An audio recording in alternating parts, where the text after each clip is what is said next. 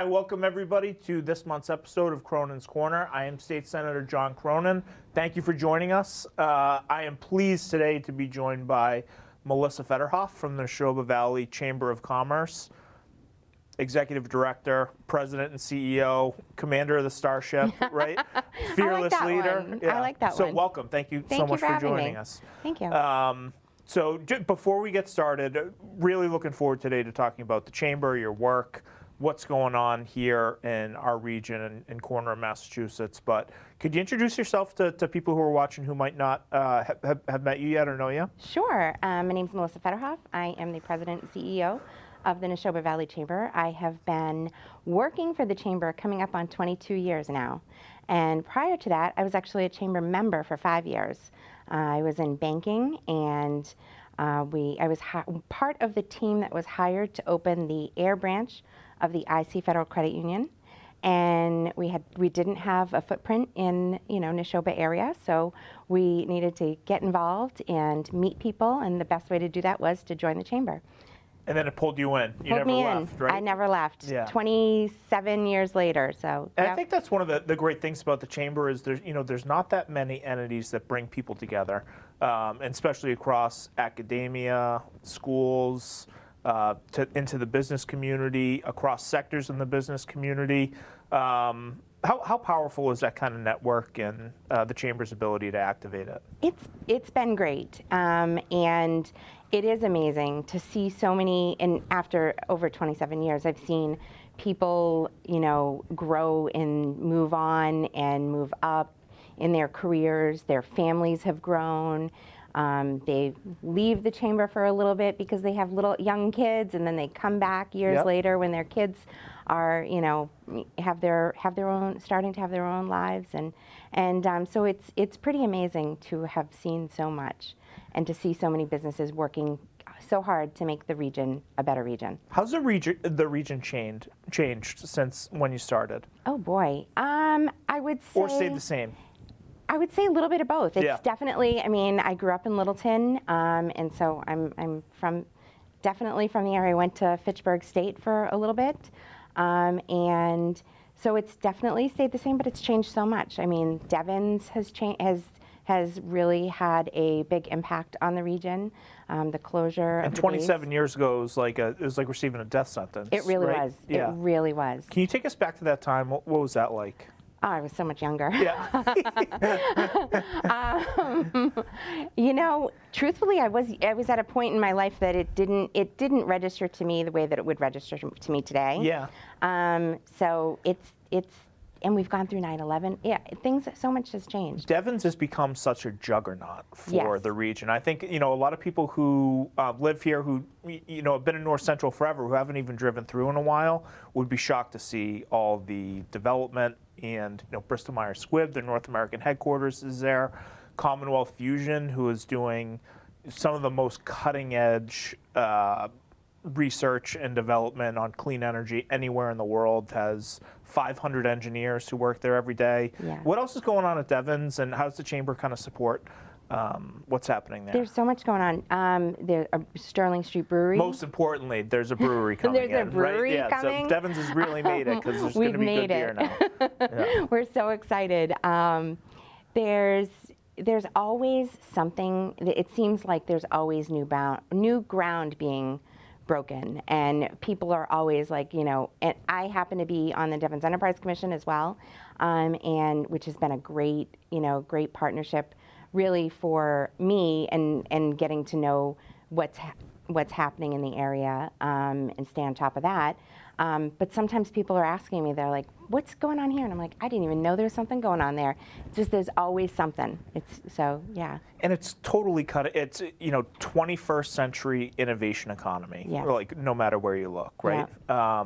One of the things we did in the legislature last session is raise the commercial cap. When the legislature created the enterprise zone, it capped commercial and residential square footage. So it's incredible that we've hit that cap, right? Yeah. Because I think a lot of people would have said, we'll be lucky if we ever get there.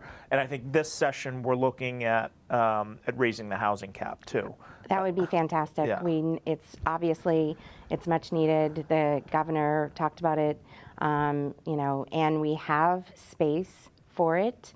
We were the actual last tenant in Vicksburg Square. Yep. So it's something that I'm personally, you know, absolutely Could you in tell support of. everybody, like, what is Vicksburg Square? They'll Vicksburg Square is a quad of buildings right on Rogers Parade Field, and it has seen a lot of different. I've heard there was medical in there. There was Army intelligence, but right now they are buildings that have been empty and dormant for over 15 years. We were literally the last people to move out of that building.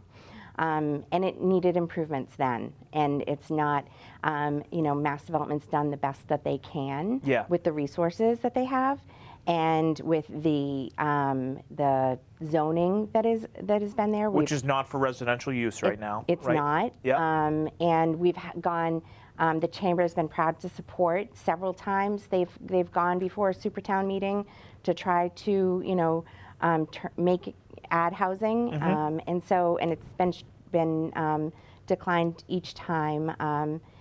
So it's much needed, obviously, for our region. So one of the things that we are doing this session, and certainly a priority of mine, is going to be to raise that cap and certainly at a minimum rezone Vicksburg Square for housing development. I think it's tough to say you're in a housing crisis if you're not acting like you're in a housing crisis. And I think for the state to have land that is not being put to productive use, a historic building that's beautiful, there's an opportunity there that I think is exciting to convert into housing. And you know, housing. We'll talk more about competitiveness and what the region needs, but exciting opportunity there. Definitely. So thanks for the chamber's leadership and advocacy for that. Turning back to the chamber, can you tell us just about what your mission is, what the vision is you have for the Nashoba Valley, and then who makes up the chamber? Who are some of the members? Sure. So our mission is to support and promote businesses in our region. And we, you know, after almost 22 years employed there, you know, we really make an effort to work with our businesses. That's changed over the years. What does that mean? You know, what do the businesses need?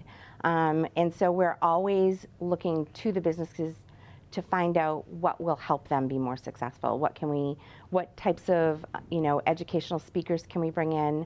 What types of resources do they need to grow their business for the region? Certainly over COVID, it was much different than what they need to even today. Yep. So we just try to really, it's really being a resource and a partner for the businesses in all ways that they need. Have you seen industry change in the Nashoba Valley? Right. I think we think of North Central Massachusetts. We think of manufacturing. You think of Fitchburg and Leominster, plastic and paper. You know, some of that has changed over the past 30 years in terms of lean manufacturing, you know, plastics transferring to medical devices, the paper industry continuing to kind of decline. What's going on in the Nashoba Valley that you've witnessed? Well, going back to Devon's, Yeah. definitely, you know, a lot more clean rooms, a lot more of the, you know, Bristol Myers Squibb businesses coming in. So we still have, you know, manufacturers, but manufacturing has changed. Yep. And so there has been change, but also still have our traditional businesses. Yeah, and I think one of the things that I hope Devon's becomes is a cluster for workforce and talent that at the end of the day is around Devon's too, and not just in the enterprise zone. Have you noticed industries like that who are maybe coming to the Nashoba Valley but not specifically to Devon's, but as a part of either a manufacturing or a life sciences or biotech cluster? We have a lot of great businesses like. So we're housed at Phoenix Park in Shirley, about 6 minutes with traffic from our old office on Devon's. And there are a number of manufacturers like Burkhart Phelan. They manufacture the highest quality flutes. And I have done a tour there. It is unbelievable. The best thing of being at Phoenix Park, in addition to the amazing smells, because we have a couple bakeries in the building, every now and then, all of a sudden, I'll just hear faint little flutes playing. You got to test the flute before you like bring it to market, right? And I'm like, what is that? It's beautiful. It's just great. So yeah. And you think of like, is there any more like highly skilled precision? Anything going on anywhere. It's pretty cool. Yeah. And it's old school though too, right? I mean, it's not automated. It's not using robots. I mean, they're truly like tradespeople. True. Yeah. Which is certainly exciting. But yeah. What are some of the challenges that you see in terms of things that are facing the businesses here, or workforce challenges that we have?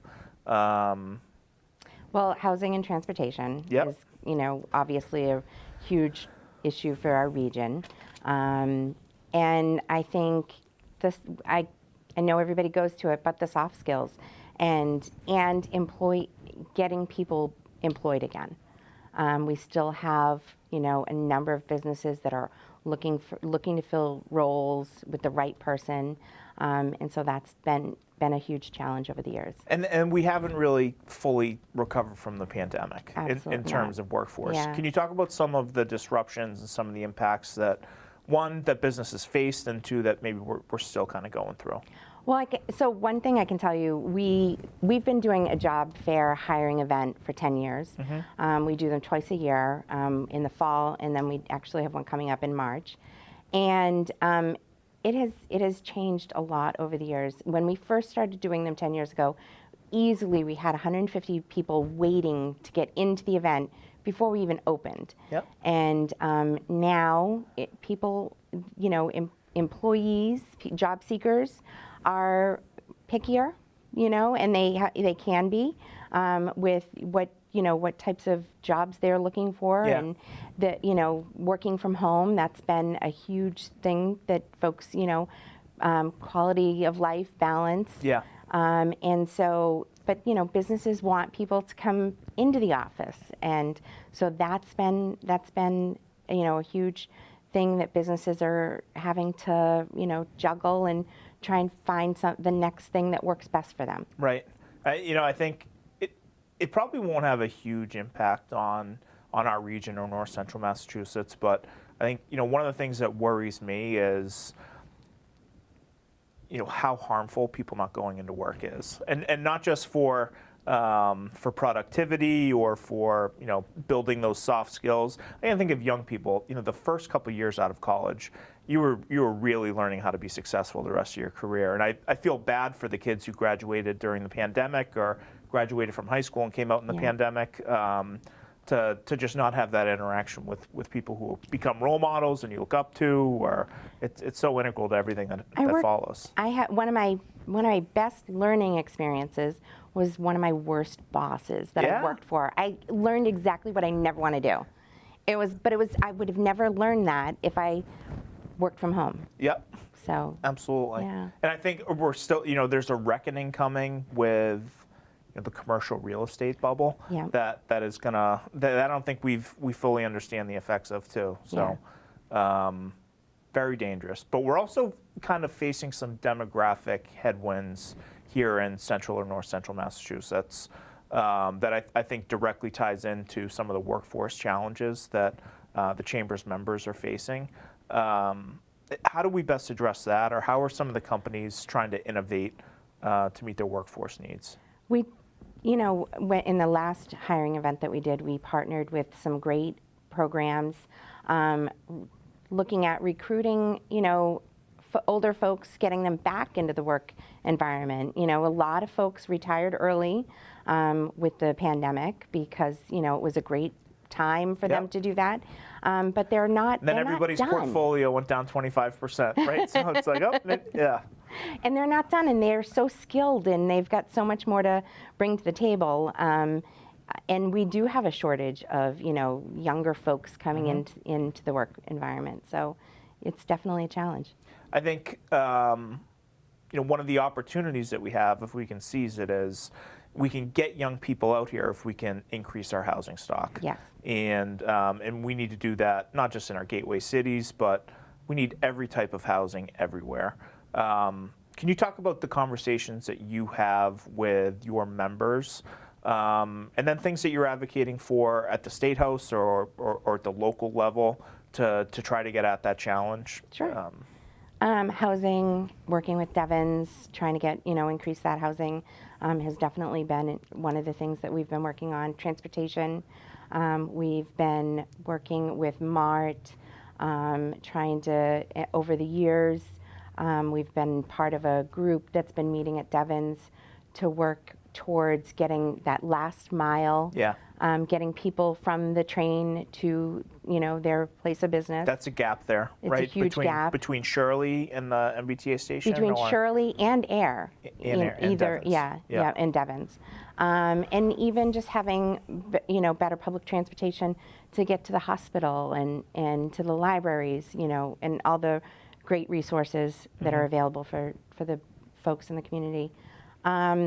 Childcare is definitely the cost of childcare, and the availability of childcare is a huge issue for businesses. We're happy to work with the folks at the Community Foundation on a childcare initiative. And hoping that there are different states across the country that have been working on this, and there are a few examples that we're going to learn more about in our cohort, and looking forward to seeing if there's what Massachusetts can do, and hopefully we can launch a program that will be a great program for other regions. And I think it helps so many people, right? It helps young kids develop skills that'll set them up for success in the classroom, and it helps young parents get into the workforce. I had a great conversation with President Vanderhooven at Mount Wachusett, and the Mount now has a program where there's drop-in childcare. Nice. So you can show up with your kid in tow, drop in for childcare at no cost to the student while that young mom or young dad goes to class.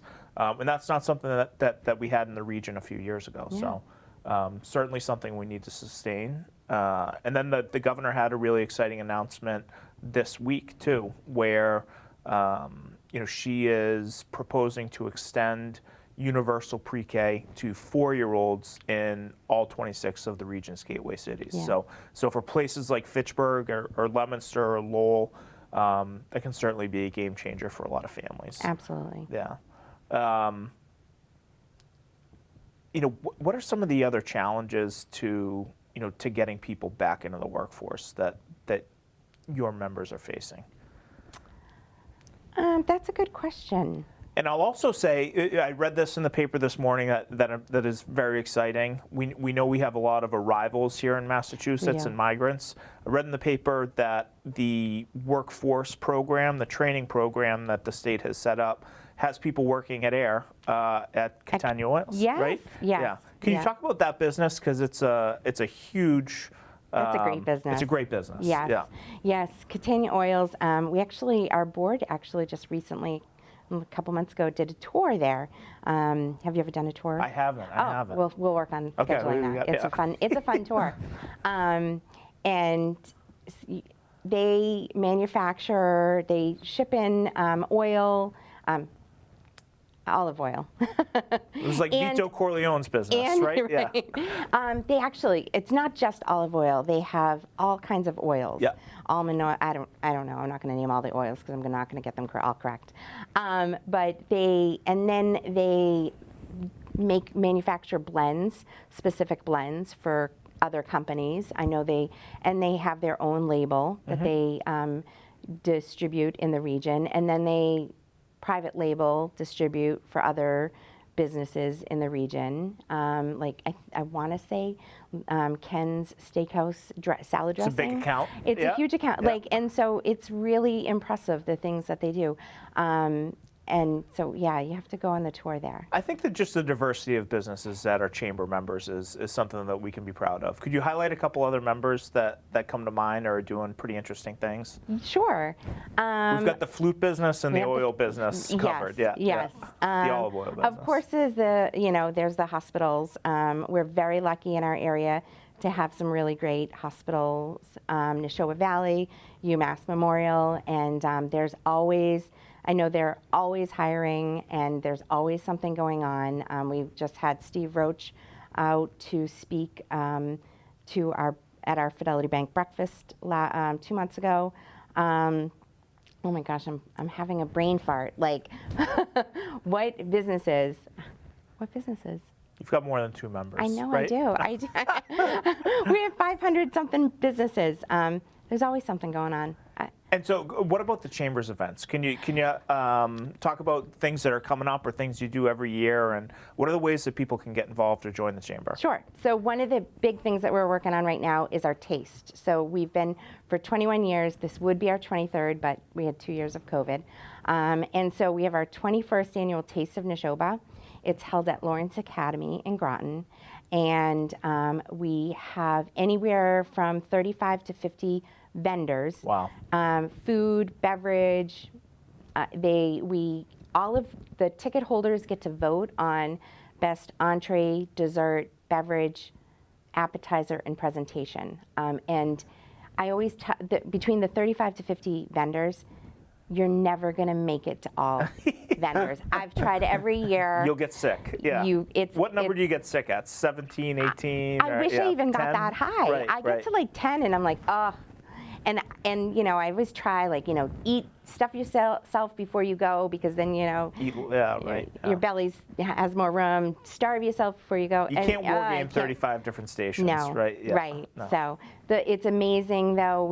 And so we, like I said, every year we have best of from the region for 21 years now, and it's a great event. Usually we have about, pre-COVID, we had about 800 to 1,000 attendees. And so this year is going to be our 3rd year back from COVID. I'm anticipating that we're going to get right up on that 800 to 1,000 attendees. Yeah. That's great. Yeah. I know one of the things that I enjoyed was your advocacy day at the State House in Beacon Hill. Can you talk about some of the different members that joined, and then, you know, things that you were advocating people like me for, and how they would benefit not just businesses but the region? Yes. So yes, every year we gather a group of businesses from the Chamber, and we go in and visit with all of our area legislators. We're very fortunate. We work with a public policy consultant, Matt Keswick, and he helps us coordinate the day. The morning is always dedicated to meet with our area legislators. Then we do a lunch, and then we usually will do a tour of something in Boston.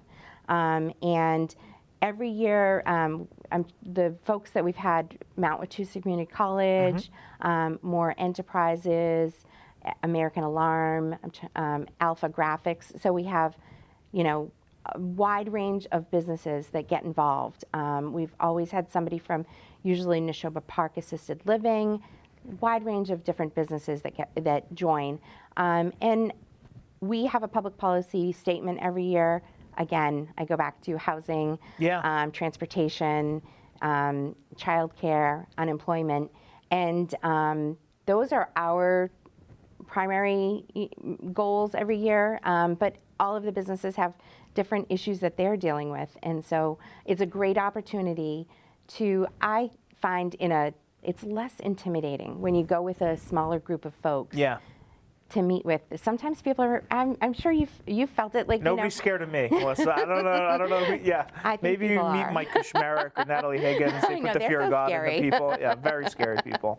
Make Kilcoyne very scary. I think people think that they're so intimidated to go to Boston, go to Beacon Hill, but it really isn't. It's a lovely old. It's incredible to share the building with people. It really right? is. It's a privilege just to be able to be a part of the history, right?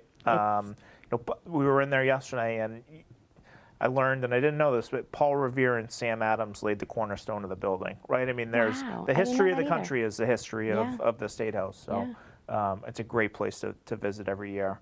And I think it's important to bring the business community together.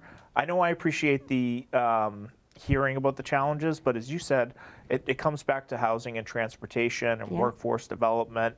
And education pathways, and being able to have a constructive dialogue about what we're trying to do, Yes. and where we're falling short, I think is really important. And I've been to, is it Eggs in Politics, or what is the Eggs and Issues? Eggs yes. and Issues? Yeah. I used to like Kegs and Eggs in college, but haven't done that in a while. So what's Eggs and Issues though? Eggs and Issues is our public policy meeting, and we host them every other month-ish.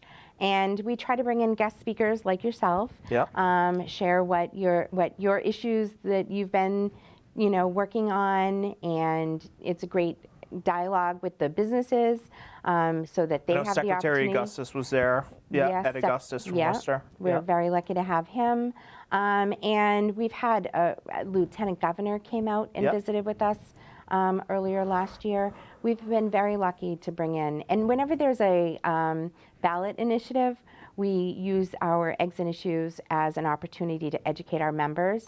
We request both sides of any ballot issue to come before us to Give talk. us your spiel, right? Give it to us. What do we, know, so that we can make the best educated decision. Sometimes we don't get both sides to join us, but so we do the best we can. Sometimes that's a message too, Sometimes right? it's a message. Yeah.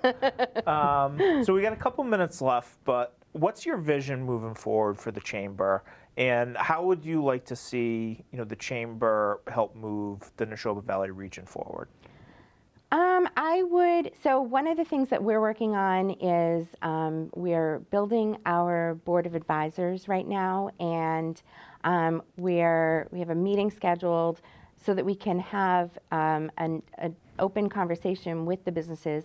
What are their challenges, and what can we do to help them? We've got a lot of resources between our team and our boards and our partners from the communities, and so we want to hear from the businesses. What do they need? And we're pretty flexible in that what has worked for the chamber years past might not work for a business today. So we want to hear from them directly and what are they looking for. But we're here to do that. And what's the best way, if there's a person who is an entrepreneur or a new business owner, how do they get in touch with you? How do they join the chamber? Or how can they feel you guys out and see if it's something they want to be a part of? So which I'm sure they will. Of course. Yeah, of course. They'll get there. I would say visit our website, which is nvcoc.com, Nashoba Valley Chamber of Commerce. And you can contact us right from the website. You can see what our upcoming events are. You can see the business directory, list all of who our current members are, who our new members are, and there's all kinds of information. But primarily contact us. I'm happy. I love meeting with businesses, even if it's not the best time for them to join. We'll have a conversation and see what we can do. I love to learn about their business, and hopefully we'll make a connection and they'll consider joining. Well, thank you so much for everything you do. Thanks for coming on the show today. And I really appreciate your partnership and your leadership. And the region is well served by you. Thank you. And the future in the Nashoba Valley is bright. So thank you. I thank you for your leadership. We've been very lucky in our region. And we have a great delegation. We do have a great delegation. So thank you. Everybody, thanks for joining today. Melissa Fetterhoff from the Nashoba Valley Chamber of Commerce. And we'll see you next month.